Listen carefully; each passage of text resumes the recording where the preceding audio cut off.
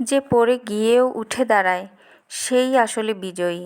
যে ব্যর্থতার অভিজ্ঞতা থেকে শিক্ষা নেয় তার পথ হয় অনেক দৃঢ়। জীবন কখনো কখনো থেমে যাওয়ার জন্য নয়, আবার শুরু করার জন্যও থামে। সত্যি কথা হলো, সফল মানুষের পেছনেও শত শত ব্যর্থতার গল্প লুকিয়ে থাকে, যা তারা কাজে লাগায় সিঁড়ি বানিয়ে উপরে ওঠার জন্য। ব্যর্থতা মানে হেরে যাওয়া নয়, ব্যর্থতা মানে নতুনভাবে শুরু করার সুযোগ। এখন সময় নিজেকে প্রশ্ন করার, আমি কি এখানেই থেমে যাব, নাকি নতুন করে শুরু করব?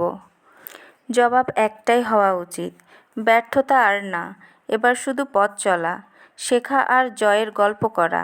কারণ জীবন কাউকে থামিয়ে দেওয়া না, আমরা নিজেরাই থেমে যাই। আর একবার যদি মনে বল আসে, তাহলে ব্যর্থতা বলে আর কোনো শব্দই থাকে না, ওটা হয়ে ওঠে শক্তি। তাই বলি, ব্যর্থতা মানে শেষ না, সেটা তো নতুন গল্পের শুরু। যারা দাঁত কামড়ে সামনে হাঁটে তাদের জীবনেই আসে সত্য, বিজয় ও পূর্ণতা।